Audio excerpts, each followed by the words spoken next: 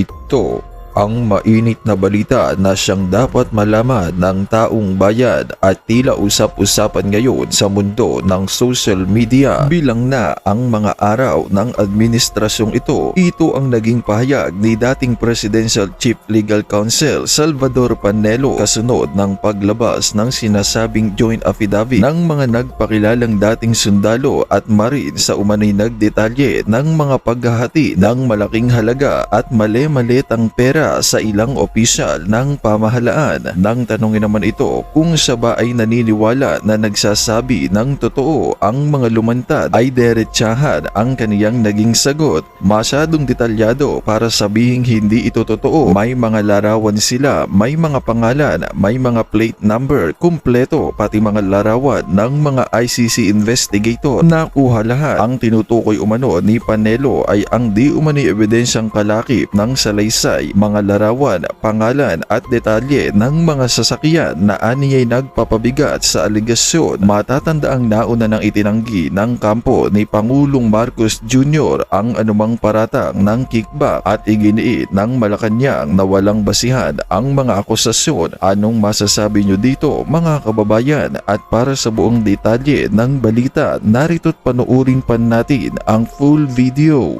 Nako, eto. Nagkahamunan na. Nagkahamunan na. At ang sinabi, basahin po natin ang sinabi ni Mike Defensor. I challenge all those accusing the brave 18 ex-Marines and soldiers of lying to face them and call for a formal public hearing. Yan, nagkahamunan na. Public hearing. Test the claims under oath. Lahat kayo mag-under oath. Di ba yan ang lagi nilang sinasabi? Oy! Hindi kami papaya kay Saldico kasi hindi siya makapag-take ng oath.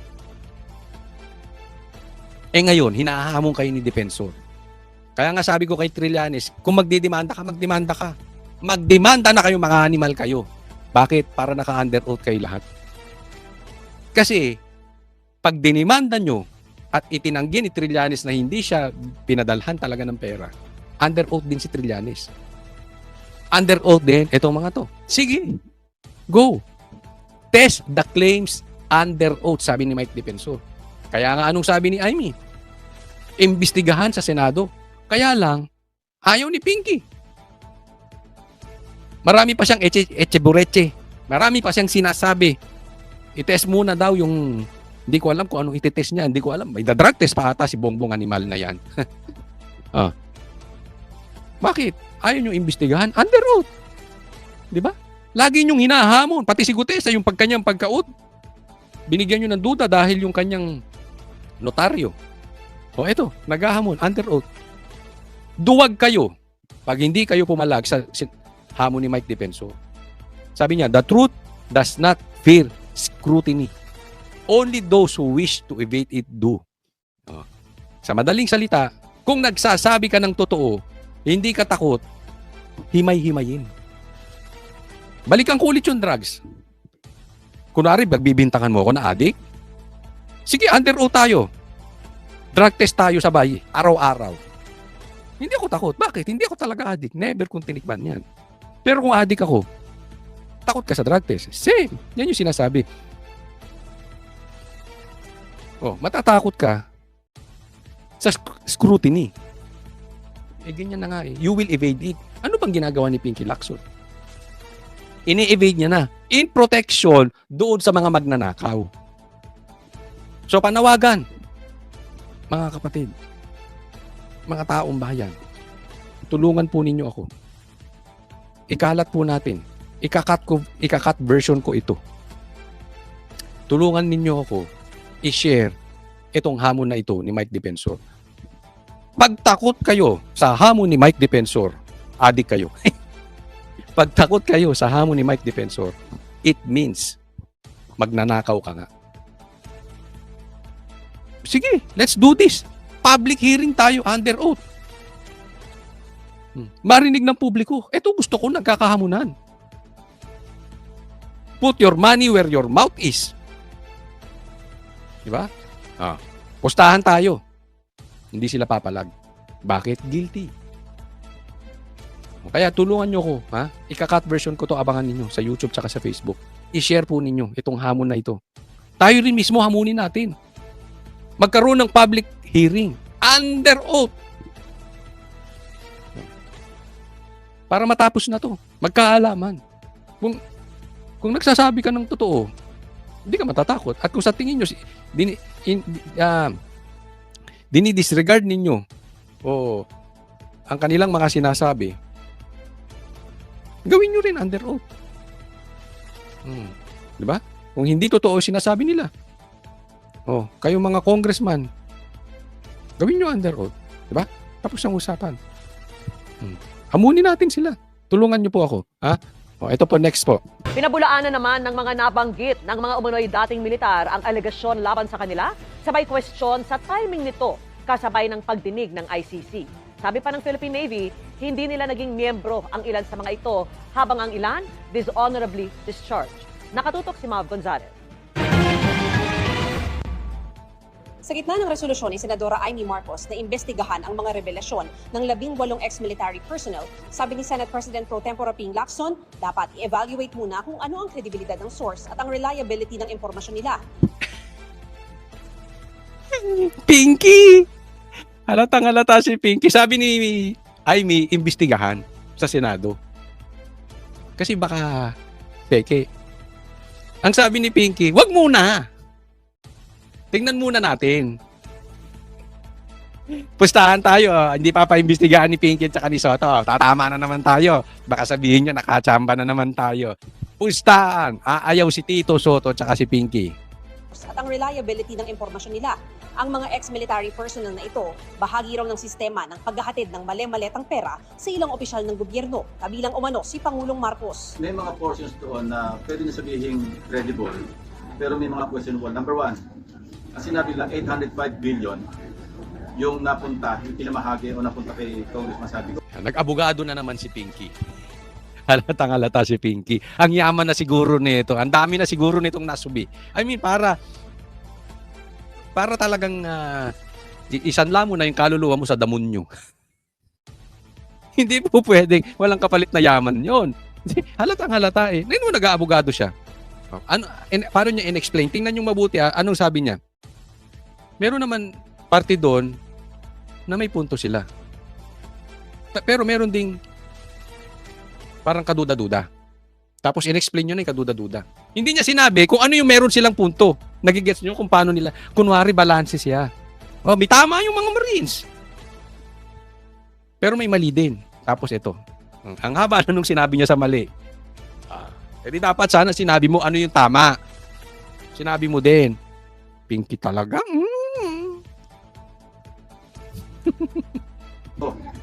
Well, from 2023 to 2025, ang total amount ng flood control projects, 1.13 trillion.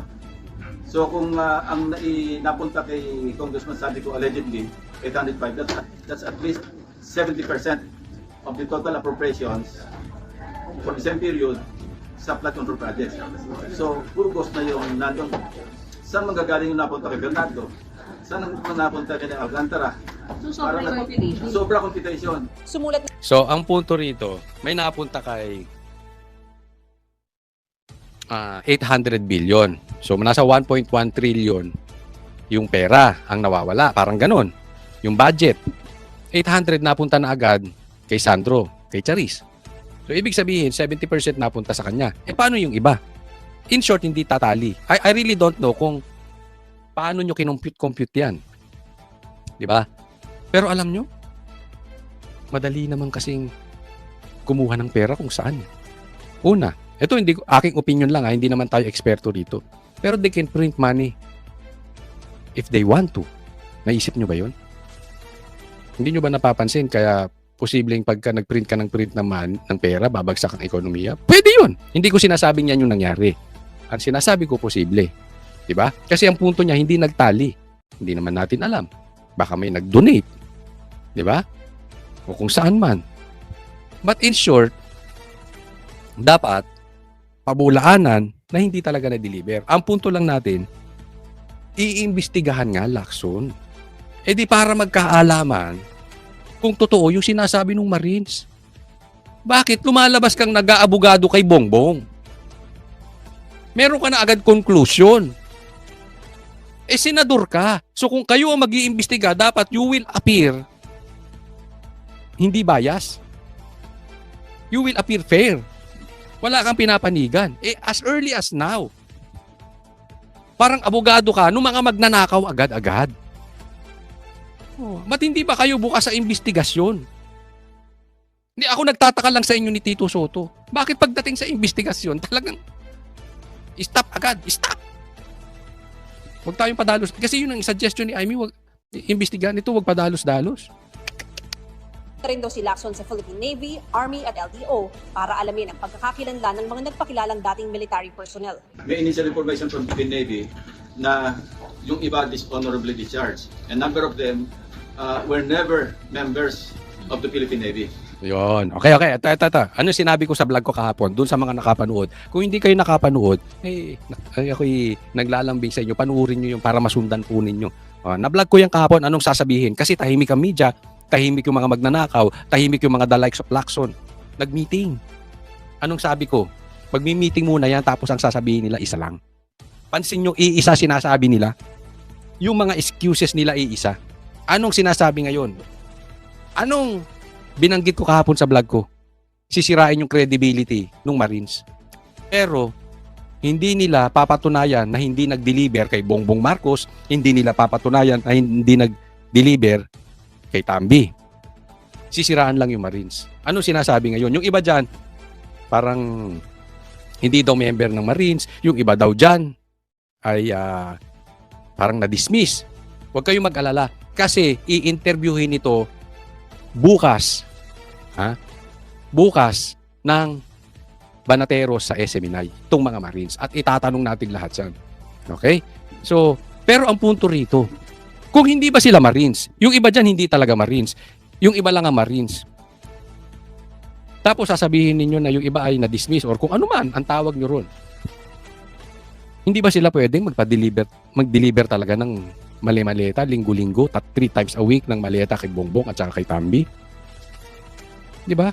Ano ngayon? Halimbawa na lang, mamamatay tao yung 18 Marines na yun. Hindi ko sinasabing gano'n. For example purposes only.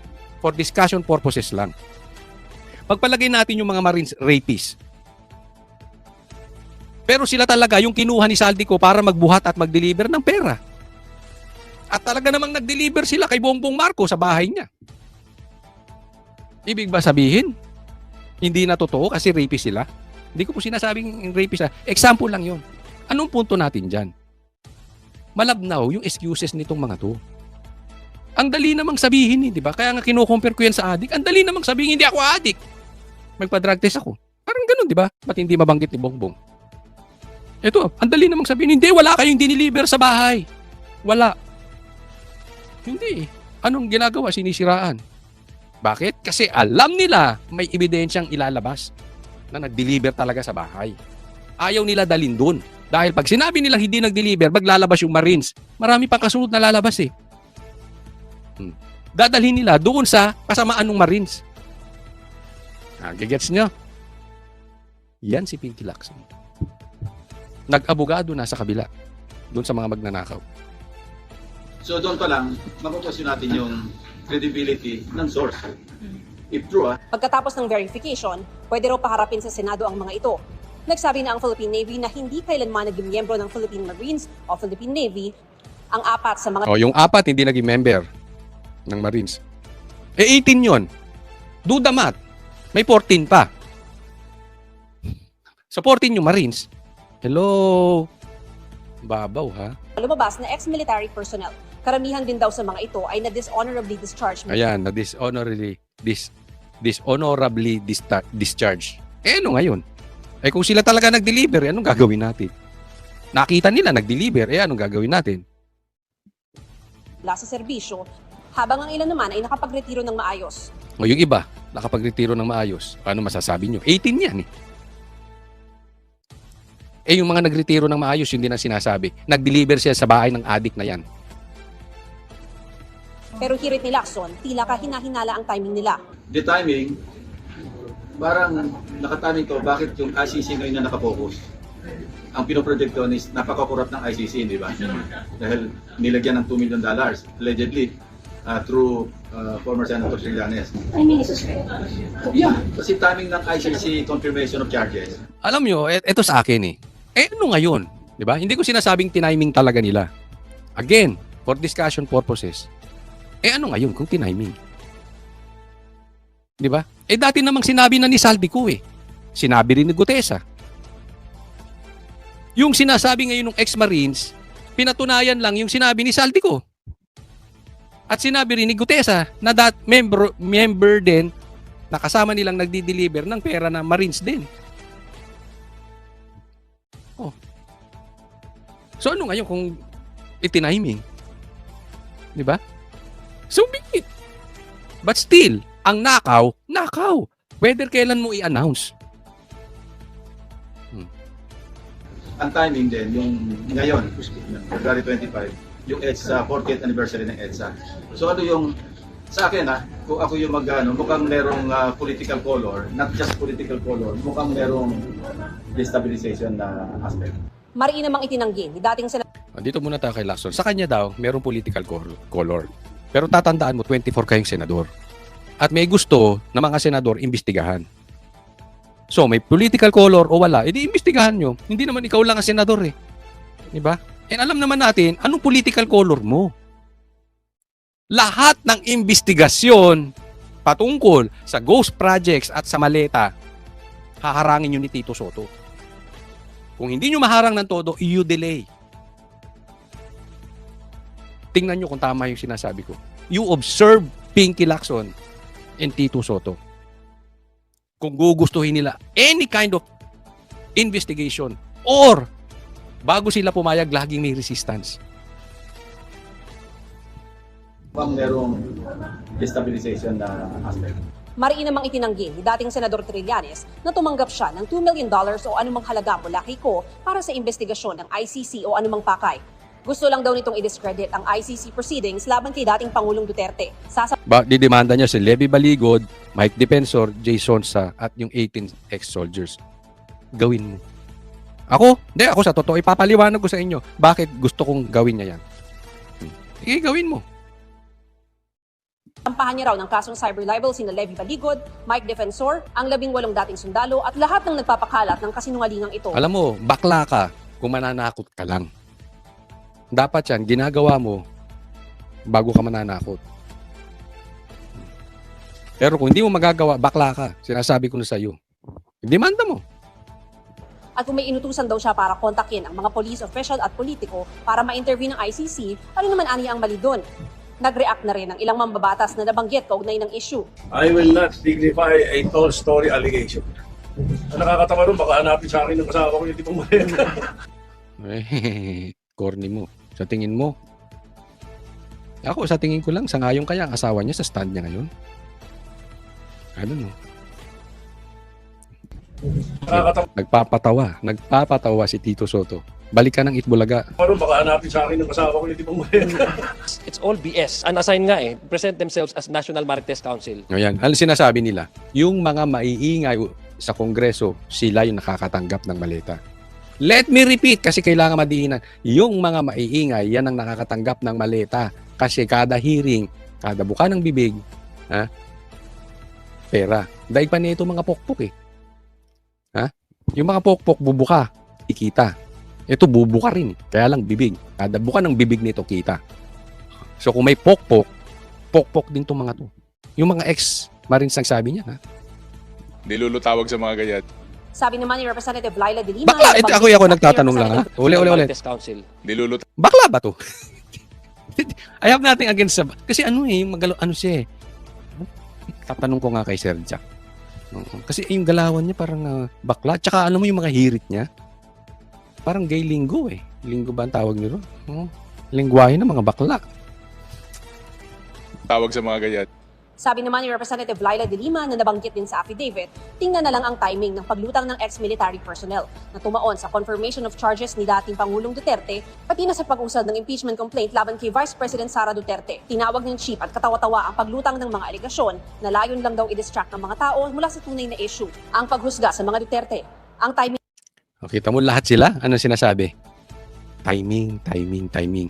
Kahapon yung press con, hindi nagbalita ang media, hindi nila binalita yung sinabi sa press con, inantay nila yung GC siguro. Tapos iisa sila sinabi, o ito sasabihin natin ha, timing. Questionin nyo yung timing. O, nung sasagot na itong mga congressman, saka nagbalita yung mga media. Kasi may sagot na, pagbalita nila, may sagot na yung congressman. May sagot na yung mga magnanakaw, di umano. May sagot na yung mga kumikbak ng maleta. Galing, no? Nakita nyo? Nakita nyo anong galawan ng mga animal? Parang sinasabi mo, pagbibintangan kita, De Lima, ikaw, De Lima, mahilig ka sa driver. Nangunguha ka ng driver. Kunwari lang yan, kunwari lang. Lagyan natin sa picture ni De Lima. Nangunguha ka ng driver. Kunwari lang ito, for example purposes. Hindi mo itatanggi. O kunwari si Bongbong, adik ka Bongbong, adik. Hindi mo itatanggi. Sasagutin mo lang ako, timing. Yung timing ng pagsasalita mo, questionable. Anong iisipin natin? Eh di nangunguha nga ng driver si De Lima. Ano iisipin natin? Di adik nga si Bongbong, parang ganun. Di ba? Wala kayong masabi kung hindi timing.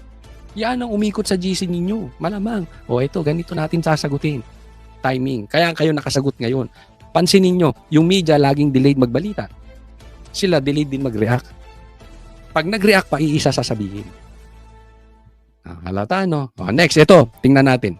Isa pa to. Ako, magtatanong lang. Totoo bang sinabi mo to, Garcia? Kasi ang daming kumakalat na fake news ngayon. Nakita ko lang to. Kaya tinatanong natin, totoo bang sinabi mo to, Garcia? Kasi kung sinabi mo ito, isa ka pa.